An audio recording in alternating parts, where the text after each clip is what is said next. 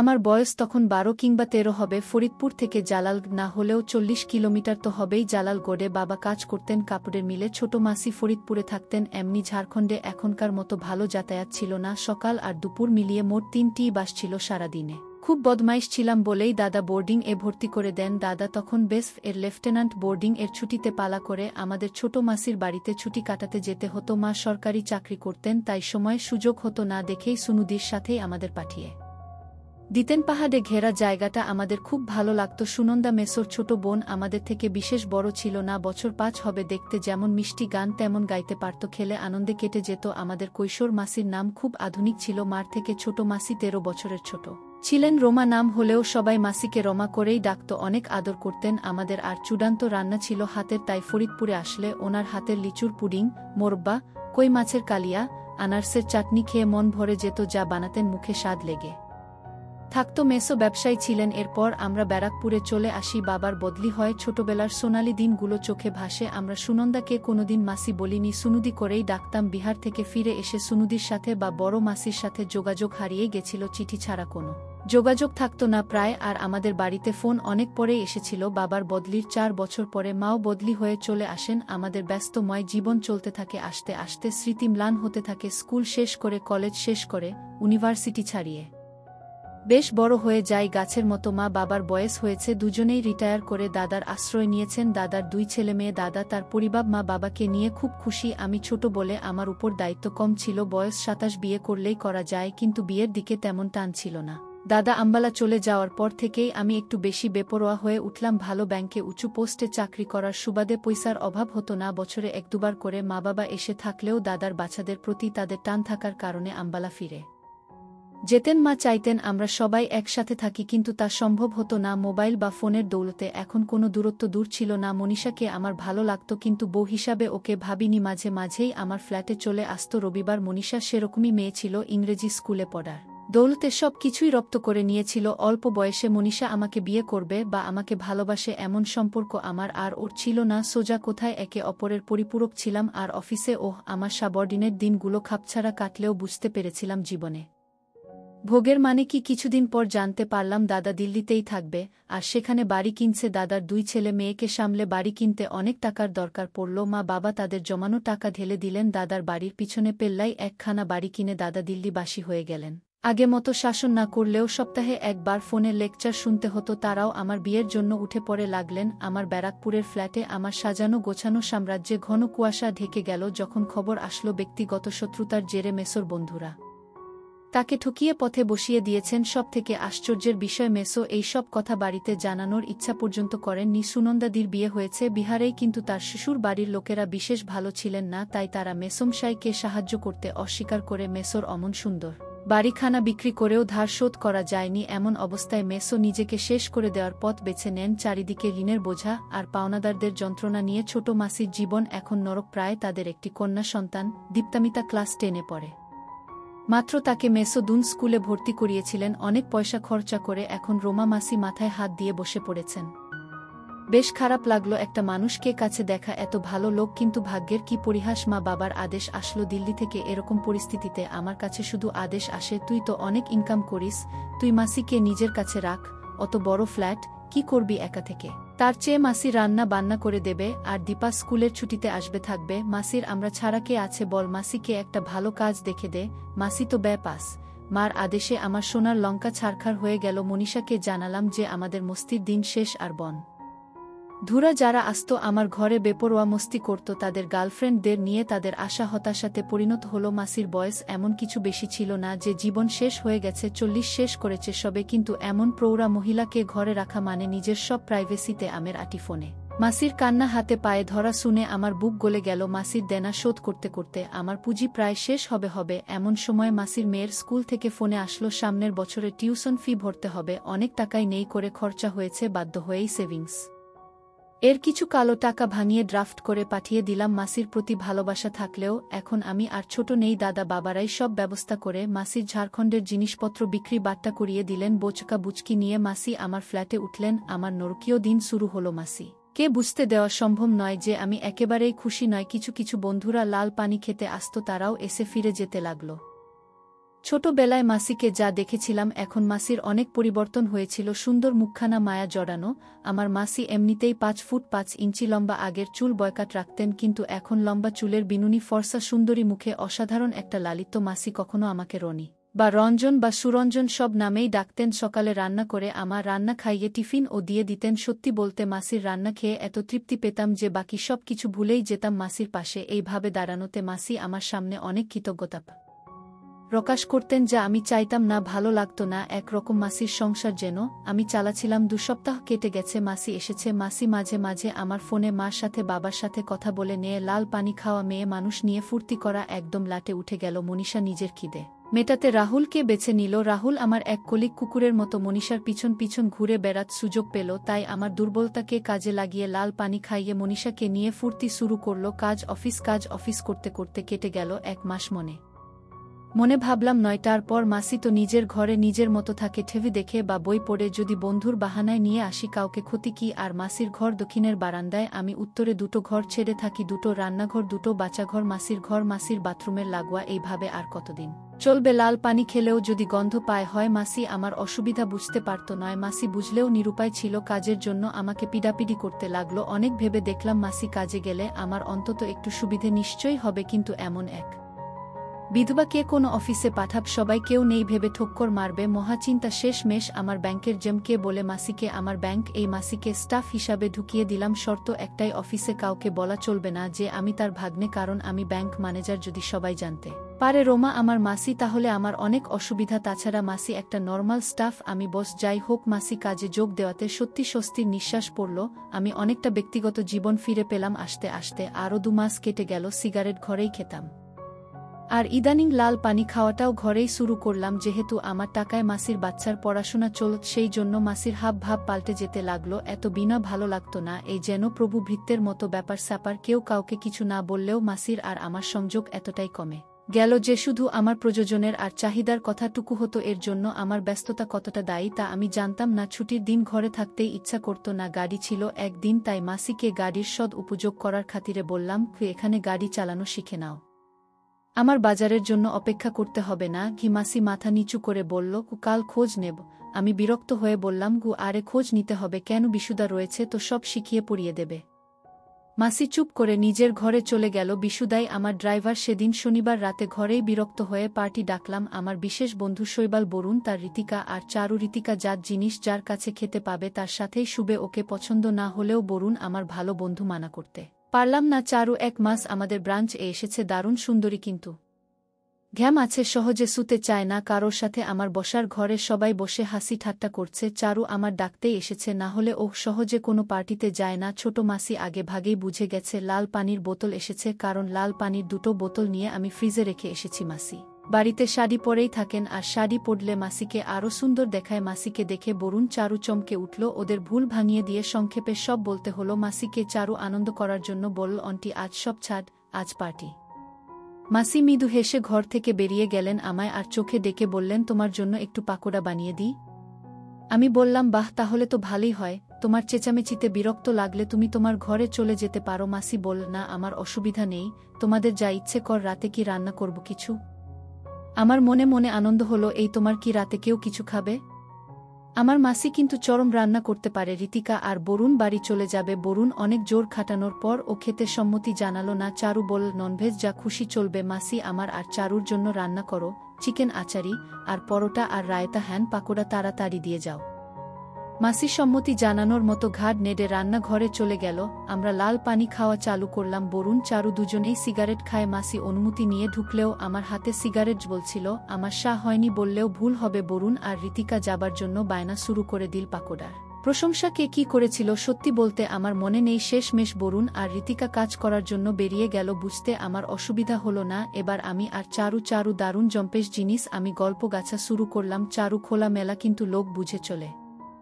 আমার high post, তাই আমাকে সমীহ করলেও ওর মনে কি আছে বোঝা শক্ত। তাই সাধারণভাবেই শুরু হলো কথাবার্তা। চারু কথা বলতে বলতে জানানো যে সে ব্যাঙ্গালোরে থেকে কলকাতায় এসেছে, শুধু বদলি নিয়েই নয়, তার বাবাও এসেছে বদলি হয়ে। এছাড়া পড়াশোনা ব্যাঙ্গালোরেই করেছে। আমি বিয়ের কথা জিজ্ঞাসা করতেই কুক দিয়ে গেল চারু, আর বিয়ে?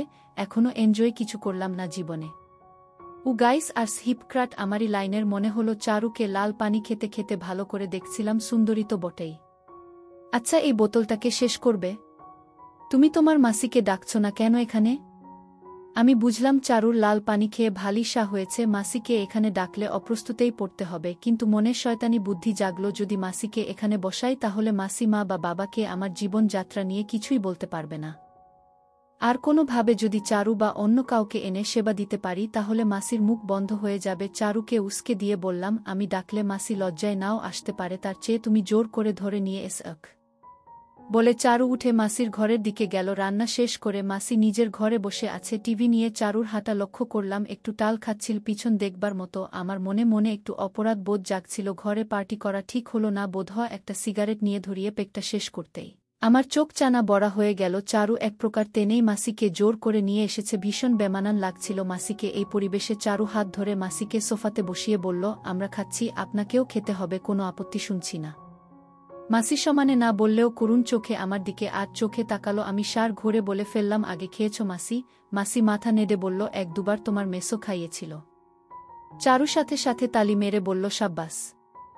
মাসিকে একটা খানা জাহ বড় পাটিয়ালা পেক দিয়ে বলল, চিয়ার্স। চারু কথাবার্তায় কোনো মার্জিত বোধ প্রকাশ করে না। মাসি জড়তা নিয়ে লাল পানি খেতে থাকলেও আস্তে আস্তে পুরো পেকটাই শেষ করে ফেল। আমার বেশ কৌতুক লাগলো, মনের শয়তানটা জেগে উঠল। দেখি না যদি মাসিকে লাল পানি খাইয়ে অপদস্থ করা যায়। আর এতদিন থেকে আমার উপর মাসির কি মনোভাব গজিয়েছে। আমি চারুকে মাসির অলক্ষ্যে জিজ্ঞাসা করলাম আমার প্ল্যান সম্পর্কে। ওর অভিমত। চারু সানন্দে রাজি হয়ে গেল। চারু রাত আমার বাড়িতেই কাটাবে, কিন্তু সেবা নেবে না।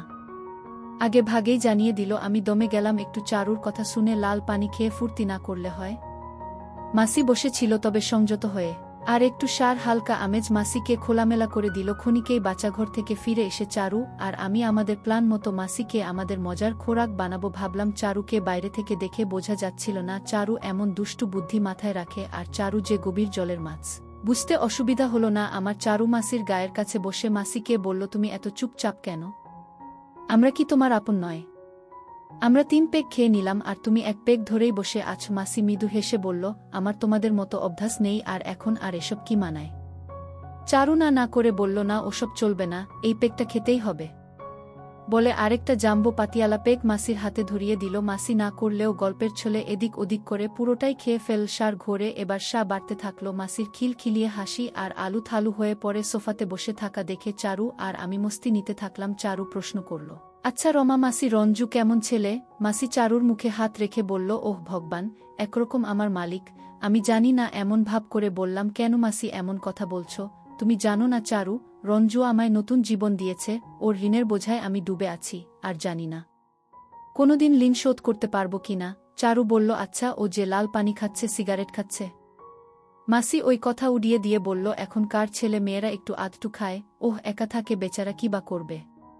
মাসির কথা শুনে ভালো লাগলো। চুপচাপ গিয়ে হ্যান্ডিক্যাম চালিয়ে দিলাম। চারু আর মাসিকে বুঝতে দিলাম না টিভির উপর আমি হ্যান্ডিক্যাম রাখি। তোয়ালে চাপা দিয়ে মাসির সংকোচ কাটাতে ঘর থেকে সিগারেট বেরিয়ে গেলাম। চারু এবার শালীনতার মাত্র ছাড়িয়ে ফেল। তুমি আসতে ওর কত অসুবিধা? ওর মেয়ে বন্ধুরা এখানে আসতেই পারে না।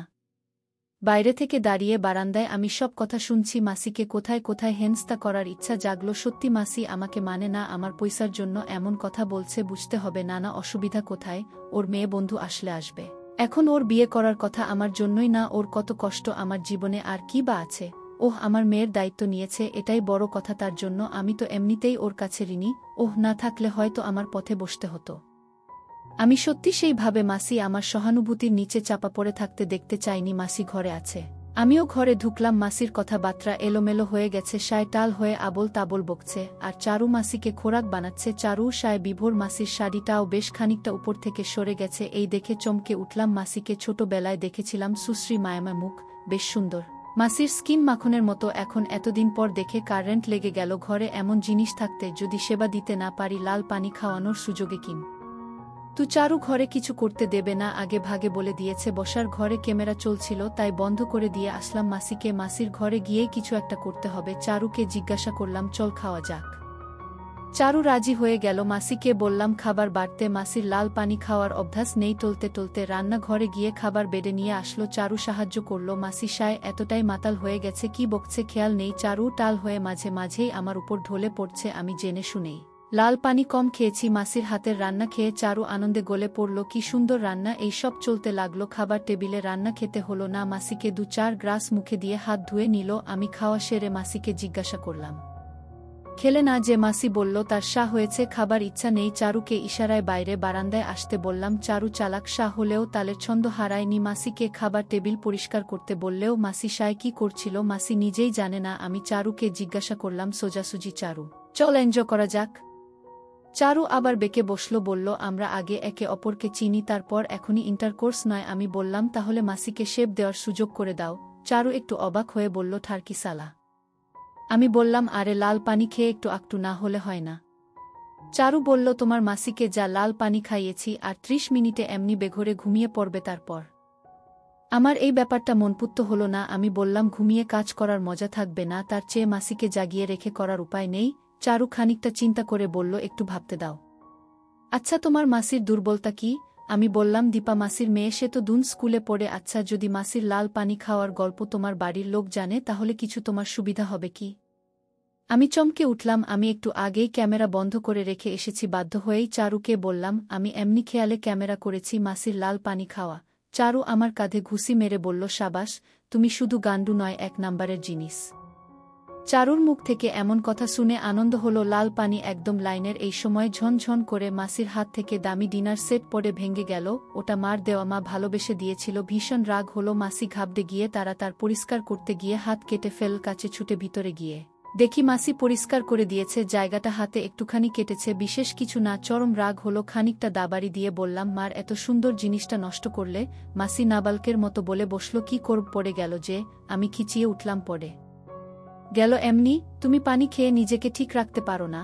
মাসি জবাব দেয় না, মাথা নিচু করে থাকে। চারু আমাকে চোখের ইশারায় খেলা শুরু করতে বলল। আমি রাগ করতে পারি না, তবুও বেশ হাঁকিয়ে বললাম, তুমি পানি খেয়েছ আমাদের সাথে বসে? তুমি যেন কেউ জানলে কি হবে? হাত ধরে আলতো টেনে ঘরে নিয়ে এসে সোজা ঠেফ চালিয়ে দিলাম। ক্যামেরার জ্যাক লাগানোই থাকে চালাতে। মাসির পানি খাওয়ার সিন ঠেফতে ভেসে উঠল। প্রচণ্ড সাথে থাকায় বুঝতে পারল না কিভাবে রিয়াক্ট করবে। চারু আমার সাথে তাল মেলালো। তোমাকে কি কচি বছর মতো কথায় কথায় শাস্তি দিতে হবে? আমি আজই মাকে বলছি তোমার কীর্তির কথা। একদিন তোমাকে পরীক্ষা করলাম আর তুমি খেয়ে নিলে। আমি বললে তুমি সব কিছু করবে? মাসির চোখে জল চলে আসলো। পাঠাব এই ভিডিও মার কাছে? কি বলবে তারা? মাসি নির্যাতিতার মতো শাড়ির আঁচল কোমরের খুঁটে গুজে আমার পা জড়িয়ে ধরে বলল, রঞ্জু, ভুল হয়ে গেছে। আমি বললাম, ভুল আর কত করবে মাসি? তার চেয়ে আমি দীপাকে টাকা পাঠানো বন্ধ করে দিই। তোমায় ধার শোধ করে আমার কাছে এনে রাখলাম, তোমায় চাকরি করে দিলাম। মাসি আবার উঠে হাত জোর করে বলল, দোহাই বাবা, তুমি যা বলবে আমি করব। চাকর হয়ে থাকব, তুমি আমার মেয়েকে পড়াও। আমি নরম হয়ে বললাম, শুনতে পারি, কিন্তু আমি যা বলব শুনতে হবে। আর যেভাবে বলব চলতে হবে। একটু আগেই না তুমি বললে আমি নাকি তোমার কাছে ভগবান?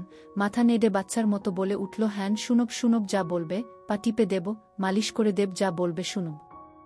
শায় মাসির খেয়ালি নেই মাসি কি বলছে। আমি বললাম, ঠিক আছে, ডিনার সেট ভাঙ্গার জন্য ঘরের কোণে নীল ডাউন হয়ে দাঁড়াও।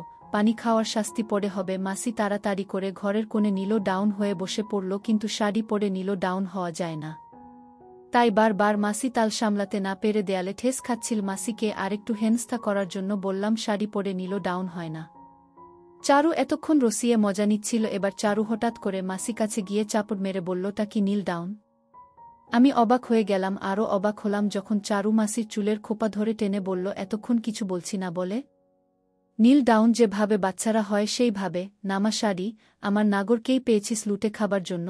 আমি অপলক চারুর দিকে তাকিয়ে ভাবলাম, একই স্বপ্ন দেখছি। কাঁপতে কাঁপতে শাড়ি নামিয়ে ফেল। মাসি আমার দিকে তাকিয়ে মলিন সুরে বলল, এবার ঠিক আছে রঞ্জু। আমি কাছে এসে একটু সাহস নিয়েই বললাম, চারু যা বলবে তাতেই আমি রাজি। চারু আমাকে সরিয়ে দিয়ে বলল, কি হয়েছে? কিছু হয়নি।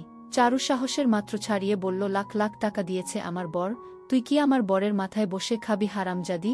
মাসি পানি খেয়ে ভুল করেছে, সেটা ভালোই বুঝতে পেরেছে। আমার দিকে তাকিয়ে বলল, এক সেট হতে হবে? ওহ, তো আমার ছেলের মতো ছেলে সামনে আমাকে এমন অপমান করবে? চারুর আগে দিকবিদিক জ্ঞান শূন্য হয়ে যাওয়ার ভান করে বলল, আমার কথা গায়ে লাগছে না।